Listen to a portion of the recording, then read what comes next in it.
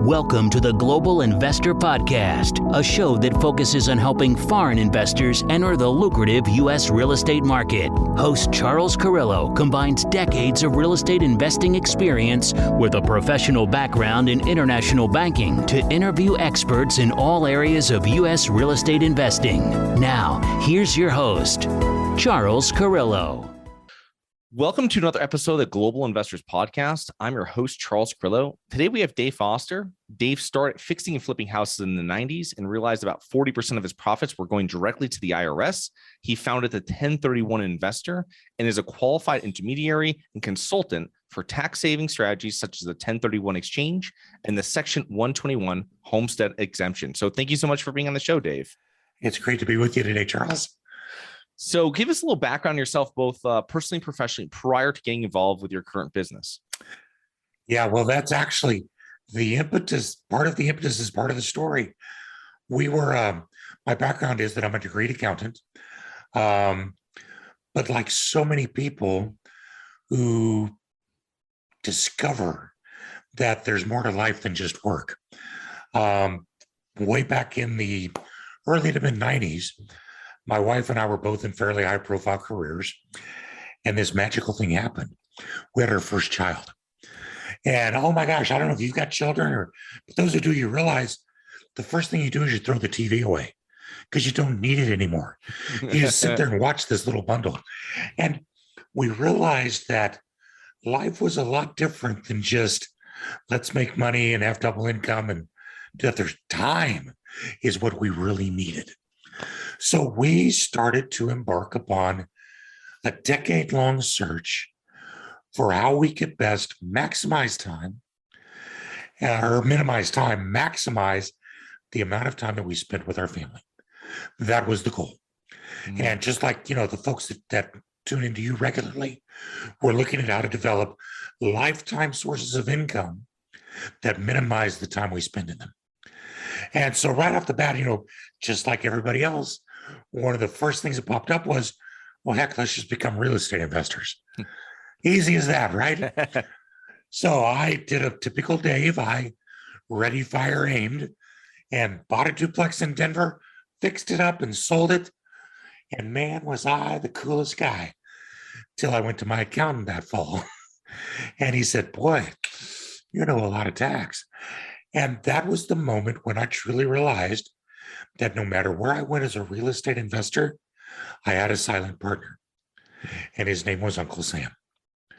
And he was not going to let me make money without him taking his bite out of the tax apple. And I just saw that that wasn't going to work for our model because we wanted to be out in 10 years. Our specific goal was we wanted to live on a sailboat and raise our family, which is kind of weird because I'm from Kansas. My wife's from Minnesota. We lived in Denver.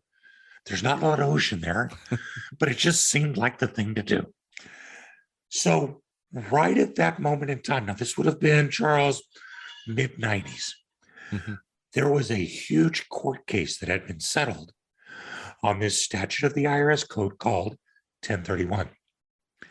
It's been part of the statute since 1920, but everybody for 25 years had been waiting for this court case to settle out. And it was settled in favor of the taxpayer. There's a miracle by itself. And all of a sudden now, from that moment on, regular investors in real estate, moms and pops and Daves, and just general people, were going to be able to sell investment real estate and buy new investment real estate without having to pay tax on the profits. You use the tax to leverage what you buy. So it's a form of compound interest, where the tax or profit you use to make more profit, which then you use to make more profit on profit. What a powerful tool. Yeah. And we discovered that. And I said, well, that's it for me. This is what we're doing. And so that's exactly what we started. And of course, some friends of mine started a business. They said, Dave, do you want to? I said, this is so good. For me, it's good for others as well. So it was really out of a sense of, boy, I've got something that can really help people. And I'm like Switzerland. I'm everybody's best friend because the IRS requires that you use a qualified intermediary. So we're just the ones that help people take advantage of it. And so that was kind of how we got started in it. And lo and behold, if you fast forward 10 years to the day, to the week, we took off on our sailboat to raise what ended up being 4 boys on a sailboat, buying the sailboat and having our cash flowing real estate without ever paying another penny in capital gains tax. Wow. It's that powerful. Wow. So give us, for investors that haven't heard of it or are not aware of the specifics, what is the 1031 exchange? So it was originally designed for, in particular, cash-strapped farmers. Mm-hmm.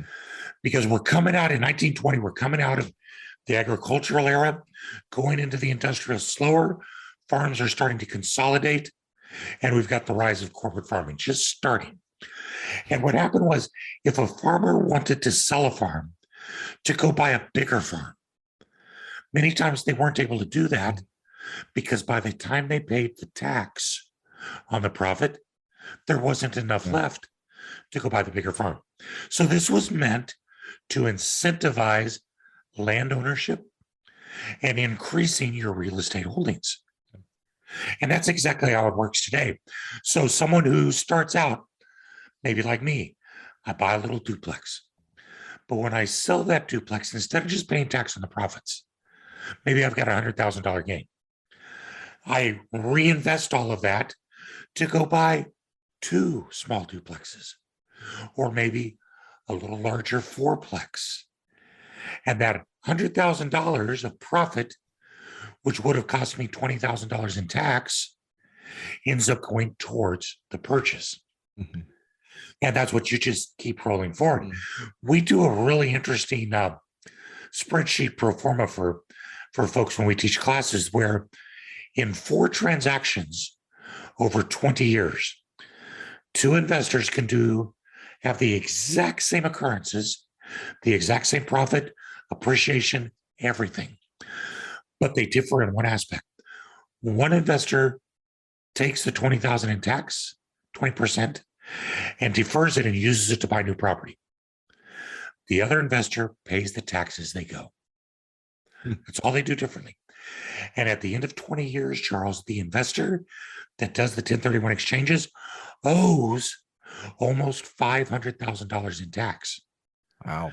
But they own almost $12 million of real estate. The other investor doesn't owe a penny in tax, but they only owe about $3.5 million in real estate. That's how much buying power there is in that deferred tax. And that's what 1031 lets you do. Sell investment property, buy investment property, and indefinitely defer paying the tax. Wow, that's extremely powerful. So there was one other thing that you're that I'm not aware of. I've heard 1031 and I've done them before, but with this other one, it's you move throughout the U.S. for 10 years using a Section 121 Homestead Exemption. What is that? That's the gasoline that goes on top of the 1031. It's actually the most, I think in my mind, the absolute best tax strategy for anybody, because Section 121 allows you to sell a piece of property that you have lived in as your primary residence. And as long as you have lived in it for 2 out of the 5 years prior to selling it, mm-hmm. then you get to take, if you're married, the first $500,000 of profit tax-free. You don't have to reinvest. It's just free. Mm. Because it was part of the old statute, again, trying to encourage home ownership. Mm-hmm. And if I stay in a starter home forever, then I never sell that. And the next person coming along can't get their starter home. So it's designed to let you progress throughout your life. Now, remember that the statute says you have to have lived in it for 2 out of the 5 years prior to selling it. So if all you do is buy a house, live in it for 2 years, sell it, voila, the profit is tax-free. And here's what's incredibly cool is that you can do this once every 2 years. Wow. Oh. So throughout your life, if all you do is buy a house, move into it, live in it for a while, and then sell it, you will be the benefactor throughout your life, probably 8 to 10 times, of a tax-free gift from the government. Doesn't get much better than that, right? No, it doesn't at all. That's fantastic. Here's where it gets kind of cool, though. Well, go ahead. I'm sorry. No, go on. I was going to say where it gets kind of cool, though, and what we did is we figured out how to combine Section 121 and Section 1031. So because there is 1031 is only for investment property, 121 is only for your primary residence. But when you do a 1031, you don't have to leave that property as investment forever. You can convert the property into your primary residence after a period of time, and it's not a taxable event. So what we did was a whole series where we would buy an investment property, use it, make the money off of it, do a 1031 exchange, buy more, and then periodically we would move into one of those and convert it into our primary residence. 2 years later, we could sell that property. And prior to 2008, we could take 100% of the gain tax-free. So that tax-free money became the war chest for the boat because it was tax-free. And we kept 1031ing ahead. You and I were talking before the show about Connecticut. So when we were ready to move from Colorado to Connecticut, we 1031 to Connecticut. And then when we moved there, we simply converted one of our investment properties and did the same thing to move to Florida. So all along the way, we're positioning real estate as investment to provide income, but we're also periodically pulling out tax-free dollars that we use to buy the boat. Interesting. So I would imagine to do the conversion, it's the 2 years in the property to do the conversion from 1031 to 121. Is that right? Yeah, that's part of it. The statute says that with 1031, when you do want to buy the new property, your intent has to be to hold that property for productive use. So you can't just buy it, meaning to move into it. Yeah. You're buying it to hold it as an investment. But most folks feel that anytime after a year or so, you're okay to convert it. There's actually a safe harbor from the IRS at 2 years. You use it for investment for 2 years, convert it to your primary residence, no issues at all. Oh. And then once you've lived in it for 2 years after that, then it would be eligible for you to sell. Now, the only thing that happened was that the IRS, I'm pretty sure they got a picture of me up in their lunchroom because they figured out this was happening. And in 2008, they tweaked the statute a little bit so that now when you do this kind of conversion from investment to primary, you only get to prorate the gain, but you still get part of the gain tax-free.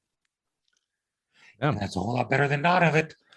Yeah, that's great, especially for people. I mean, we're both down here in Florida. For people that are moving to these areas and they might be buying a property first, like my parents did. They bought a property, they rented it, and then they moved into it down in Florida. So I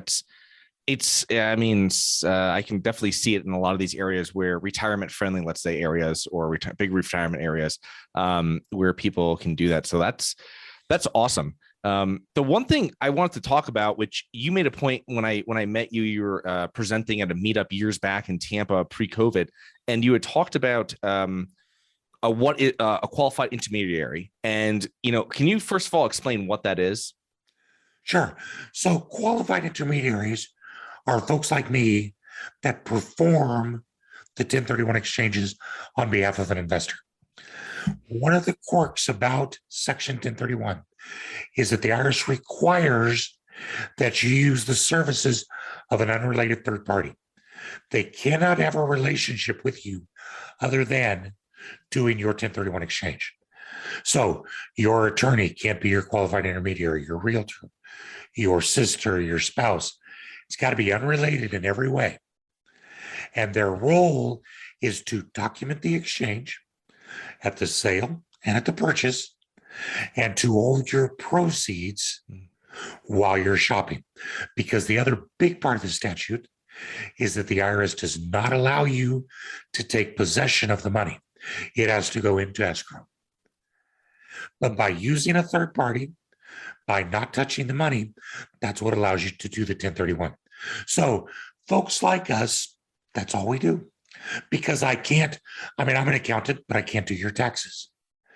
In my firm, we're attorneys and accountants, but we can't do wills or trusts for you. All we can do is process your 1031 exchange. And that's the role of the qualified intermediary. Okay. Now, this is one thing that you talked about at the meetup, and I remember it, and this is why I want to bring it up, was that the proceeds. Now, picking a qualified intermediary, if you're not picking the correct one, it could put, if they get into like legal litigation, right? You're the qualified intermediary you pick, the firm you pick, your funds, if it's in their possession incorrectly, could be at risk. Can you explain how that kind of works, or what you have to look for when you're picking one of these QIs?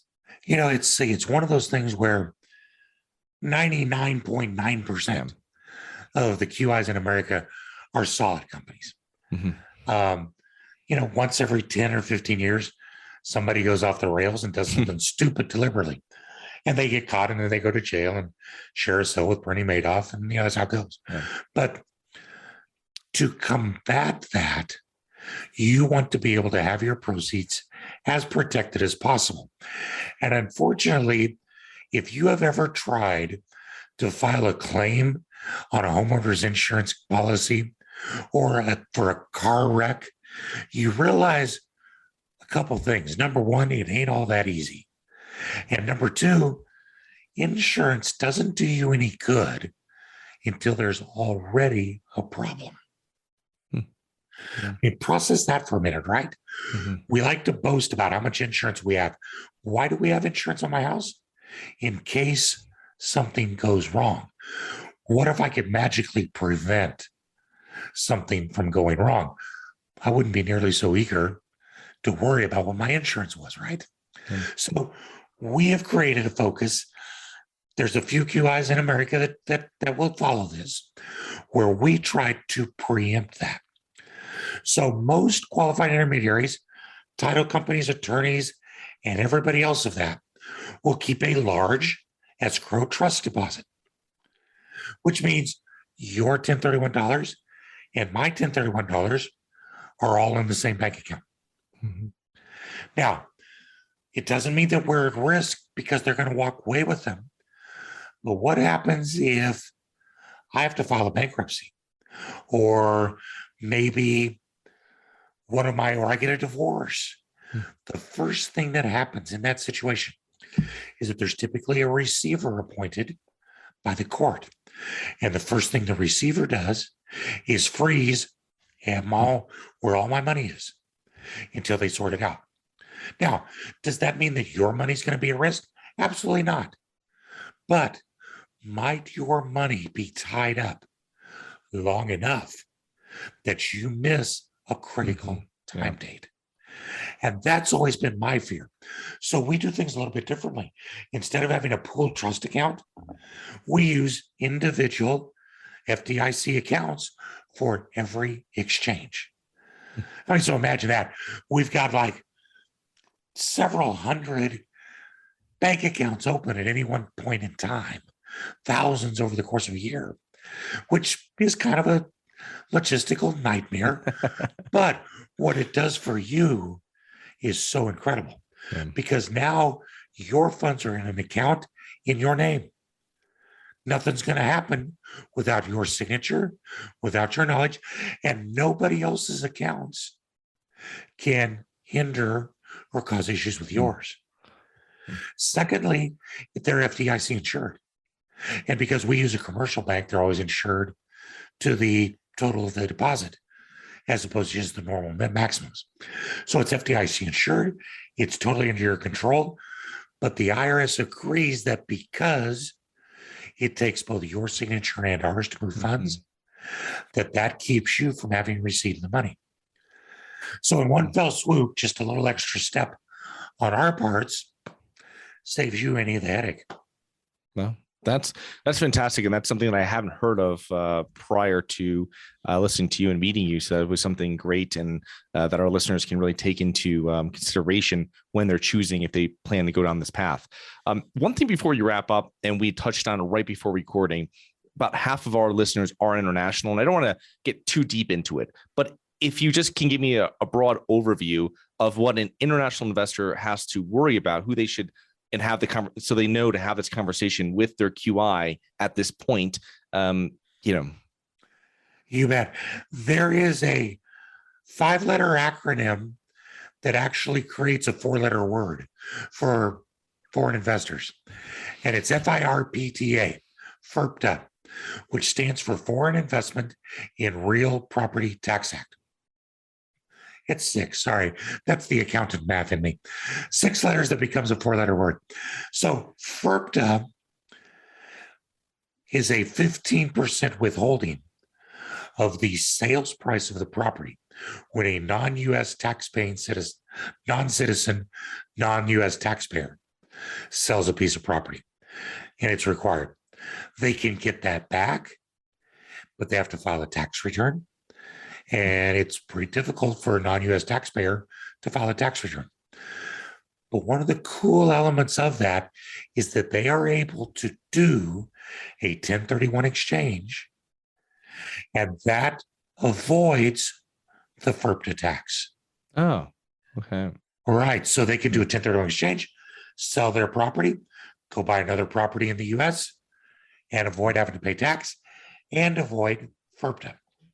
Now, if they themselves are in ownership of the property, there's a whole long list of hoops that have to be jumped through. So if you want to look at something like that, way sooner rather than later, you need to be getting some good counsel. But the best way to avoid FIRPTA as a non-U.S. based taxpayer is going to be to hold your property in U.S. taxpaying entities. Mm-hmm. Yeah. Such as an LLC, an S Corp, whatever entity it is. If it's a U.S. entity in a 1031 exchange, that is the entity that will be doing the exchange, and it's just a regular 1031 exchange. Okay. So that's probably about the best 30 seconds we can give on that. No, that's fine. Just so people are aware of it. If there are international, they have the situation or potentially will have the situation. Obviously, start sooner than later. When you're thinking of selling the property, that's when you should start doing your research, not after when you're closing and tomorrow. You know what I mean? So, but we do get those, and we handle them. I wouldn't doubt that. I wouldn't doubt that. David, as we're kind of wrapping up here, what are some common mistakes you see real estate investors make? It could be within taxes or within anything. I mean, you've been in this for so long in real estate investing. Yeah, which really just means every mistake I see them make, I've already made. So the real question is, Dave, what mistakes have you made throughout your investing career? And we need another podcast for this that long. Real estate, like everything really, you got to design it with an end in mind. I joked at the very beginning about ready, fire, aim. You can start that way, but real quick, if you want to maximize your profit, minimize your taxation, and make it work best for you, you need to have that picture out there 20 years. What do I want my life to look like? And then start backing it up. And that's actually goal setting 101. You begin with what's your ultimate goal. And then you say, now let's start to break that up into bite-sized goals, each one of which is attainable and it's measurable, and it always takes me toward my ultimate goal. So people that say, I want to do a 1031 exchange, Dave, my first question is why? Well, I've never done one before and I'd like to. Not a good reason. Why? What's going to take you to your next step that's closer to your ultimate goal? Oh, well, Dave, I've had this property for 15 years. It's got a lot of capital expense that's going to start looming. I want to go buy something that's newer. There you go. That's a strategic decision. Dave, I want to end up living in Florida. Perfect. Let's 1031 from Texas and start buying in Florida. All of those things are part of strategy that has to wrap in a long-term look. I'd say that's far and away number one. Okay, awesome. So how can our listeners learn more about you and your business, Dave?